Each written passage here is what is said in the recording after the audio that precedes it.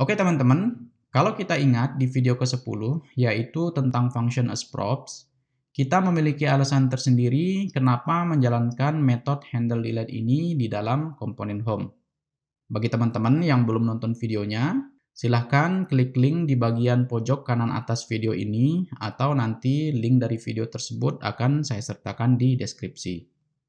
Oke, jadi alasan kita menjalankan metode handle delete ini adalah karena pada saat itu data kontak hanya ada di komponen home ya, yaitu di sini sebagai initial state dari kontak.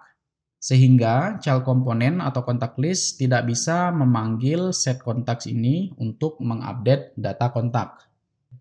Lalu pada saat itu kita mengirim metode handle delete yaitu sebagai props di sini ya, on delete. Sehingga dari kontak list saat user mengklik tombol delete, maka on delete ini dipanggil di sini ya dengan menyertakan kontak ID. Dan dari home komponen, on delete ini akan memanggil handle delete di sini untuk memfilter data kontak, setelah itu mengupdate state kontak dengan data filternya. Nah, jadi begitu. Tetapi sekarang data kontak sudah disimpan di database. Dan karena itu, data kontak ini bisa kita akses dari komponen manapun di dalam project ini, tentunya menggunakan API request ya.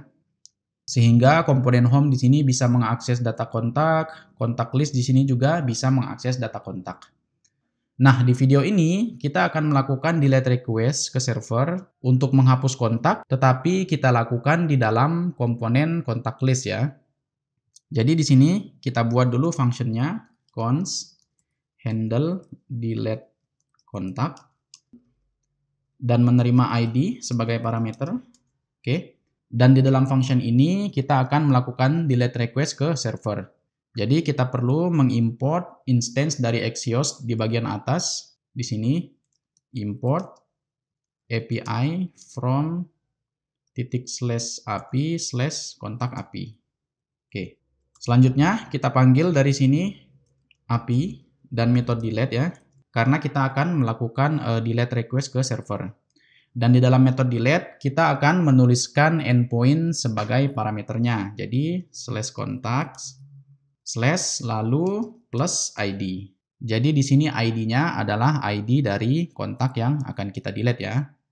Selanjutnya saat request-nya berhasil, kita akan menghandle-nya di dalam metode then. Dan di dalamnya ada row function seperti ini. Nah, untuk sekarang kita biarkan dulu function ini kosong seperti ini. Lalu di tombol ini, di bagian on click, kita akan mengganti on delete dengan handle delete kontak. Oke, sekarang kita simpan. Lalu di browser, saya coba klik delete. Nah, kita lihat di sini React.js melakukan API request dengan metode delete, lalu URL-nya localhost 3001/kontak/ID dari kontak yang akan dihapus. Dan request ini berhasil ya, di sini ditandai dengan status code-nya 200. Tetapi di sini daftar kontaknya belum terupdate ya. Kalau kita reload, nah sekarang sudah terupdate. Sehingga di sini setelah prosesnya berhasil, di dalam metode then kita akan memanggil props on delete seperti ini. Artinya di sini ketika proses ini berhasil, kita akan memberikan sinyal ke parent komponen dengan menggunakan on delete ini ya. Dan dari parent komponen, saat on delete tadi dipanggil, di sini ya, kita akan mengambil data kontak yang terbaru ke server. Jadi di sini handle delete kita hapus karena sudah tidak kita gunakan lagi. Di sini juga.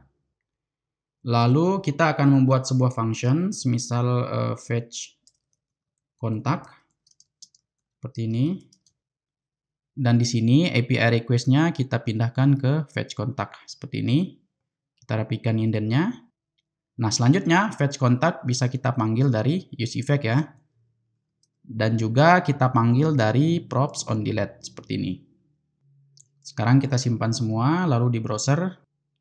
Saat saya klik delete, maka kontak yang tadi berhasil kita delete akan hilang dari halaman browser.